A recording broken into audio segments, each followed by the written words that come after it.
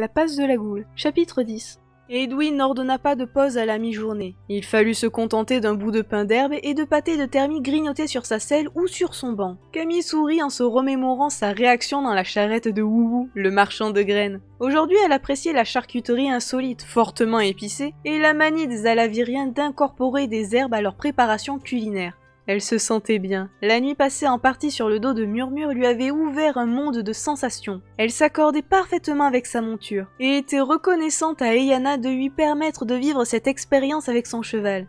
Elle s'aperçut toutefois à l'occasion d'une brève halte, pour satisfaire des besoins naturels, qu'elle avait les jambes moulues, et que la peau de ses fesses semblait à vif. « Bienvenue dans le monde des cavaliers !» lui lança Bjorn en la voyant marcher d'un pas mal assuré vers les buissons proches. Camille ne répliqua pas et quand Edwin lui proposa de s'asseoir dans le chariot à côté de Salim, elle accepta volontiers. « La piste va descendre, » expliqua-t-il en souriant. « Les chevaux tireront l'attelage sans problème, même avec ton poids, et je préfère que tu arrives valide à la capitale. » Elle s'installa sur le banc près de Salim. « Tiens, te revoilà » remarqua-t-il. « Ça faisait longtemps que je ne t'avais pas vu, qu'est-ce que tu deviens ?»« Pas grand-chose » expliqua Camille, heureuse de retrouver la bonne humeur de son amie. Quelques ogres de ci, de là, une bande de raïs. La routine, quoi. Et toi? Pareil! Ce voyage commence à devenir monotone. Vivement que Bjorn fasse une des grosses bêtises dont il a le secret pour nous mettre dans le pétrin. Tu as de la chance de mener l'attelage, vermisseau! Rugit le chevalier qui, évidemment, avait suivi l'échange. Maniel! Appela Salim. Bjorn a encore une crise. Tu ne veux pas l'étouffer un peu pour qu'il se calme? Le visage du soldat s'éclaira et le garçon, heureux de voir qu'un vent de gaieté soufflait à nouveau sur la troupe, continuant emporté par son élan. « Ne rigole pas trop » conseilla-t-il au géant. « Sinon Eyana n'aura besoin que d'une seule main pour te ficher en l'air. » « Qui t'a raconté ça ?» questionna Maniel. « C'était à la une de tous les journaux de mon monde. Le gros Maniel se fait une fois de plus mater par la jeune Eyana. »« Tu exagères !» lui souffla Camille. « Tu ne connais pas assez Maniel pour te permettre ça !»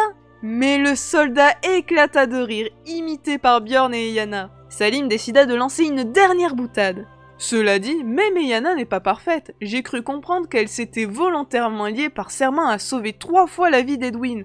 Le problème, c'est que ça lui prendra au moins 3 siècles. Eyana n'est pas très futée. Et toi, tu es trop bavard, intervint Edwin. Soudain, Salim eut l'air moins sûr de lui. Vous trouvez? Oui. Le mot avait été prononcé à la Edwin, sans intonation particulière ni éclat. Il percuta Salim qui se recroquevilla penaud. D'un regard, il quémanda le soutien de Camille. « Pourquoi vous vois-tu Edwin ?»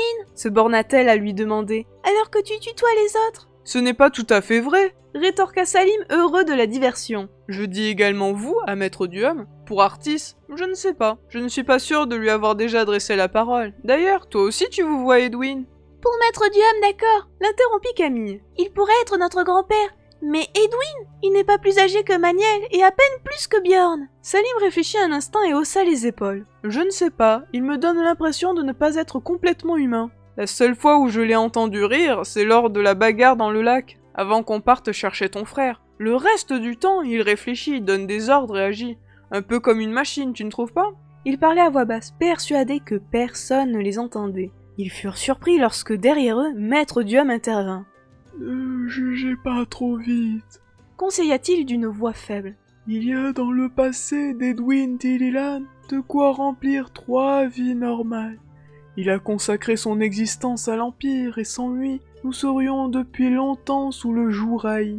La survie de Gwendalavir passe par toi, Ewilan, et je refuse de penser que le hasard seul est à l'origine de ta rencontre avec Edwin. Il doit te ramener à Algate, puis, selon toute probabilité, te guider jusqu'au Figé. C'est une responsabilité écrasante, même pour un homme comme lui. » Il n'a pourtant pas l'air de se poser de questions, objecta Salim. Il décide, les autres obéissent. Ce n'est pas si simple, réagit le vieil homme. Edwin doit prendre des décisions déchirantes.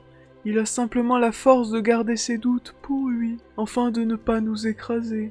Des décisions déchirantes? Releva Salim. Tu crois vraiment qu'Edwin peut, comme hier, demander sans état d'âme à Bjorn et à Maniel de se sacrifier, alors qu'il court à l'avant avec Ewilan, qu'il peut sans regret les laisser mourir? Et tu sais quoi, bonhomme? Non. Pour sauver Ewilan, Edwin serait prêt à tous nous sacrifier. Il ne lèverait pas le petit doigt pour nous si cela devait compromettre les chances d'éveiller les figés. Il en serait malade. Mais il n'hésiterait pas. Cela fait-il de lui une machine? Non, ne réponds pas à cette question. Prends d'abord le temps de réfléchir. L'analyste grimaça en se tenant les côtes et Artis Valpierre se précipita. Ce n'était toutefois qu'une fausse alerte et le vieil homme repoussa le rêveur qui se penchait sur lui.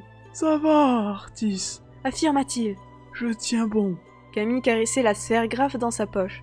Ce geste lui était devenu familier et elle appréciait le toucher doux et lisse de la pierre, oubliant les griffes qui l'enserraient. Elle ne pensait plus aux tiges à qui elle l'avait prise, mais se souvint de sa première rencontre avec Edwin. Nous nous trouvions dans la forêt de Baraï, Raconta-t-elle. quand l'intervention d'Edwin nous a sauvés des marcheurs. Ce jour-là, il a évoqué sa mission auprès des Faël. Pouvez-vous nous en dire plus sans le trahir? Je crois que oui. Répondit Maître Diom. Les Faël sont une autre des races qui peuplent ce monde. Les alliés de l'Empire? S'enquit Camille. Pas au point d'entrer en guerre pour nous aider. Ils voyagent parfois jusqu'en Gwendalavir et les rares Alaviriens qui osent traverser Baraï ne sont jamais mal reçus. Mais là s'arrêtent nos relations. Je pense qu'Edwin avait pour mission de les convaincre de se ranger aux côtés de l'Empire. Les Faël détestent les Raïs, mais les persuader n'aurait pas été chose facile. Ce sont des êtres indépendants, sans réel gouvernement et très difficiles à cerner. Les compagnons franchirent à cet instant le sommet de la dernière colline. Devant eux s'ouvrait une immense étendue herbeuse, parsemée de bosquets d'arbres élancés. La piste descendait jusqu'à la prairie en une succession de virages serrés. Elle filait ensuite droit jusqu'à une haute barrière rocheuse qui bouchait l'horizon. Les dentelles vives. Indiqua Edwin qui s'était arrêté au sommet du col. Une muraille naturelle parfois haute de plus de 300 mètres, qui s'étend sur des kilomètres, pratiquement du lac Chêne jusqu'à l'océan. Camille sortit sa carte pour suivre les explications du maître d'armes. Les dentelles vives sont absolument verticales, Continua Edwin. mais très étroites. Il n'existe que quelques brèches pour les franchir. La seule qui soit sur notre route est la passe de la Goule. Au-delà, nous retrouverons la civilisation et la sécurité. En route. Salim fit claquer ses rênes et engagea l'attelage dans la descente. Ils gagnèrent vite la prairie et Camille se réjouit de se déplacer à nouveau dans un espace libre.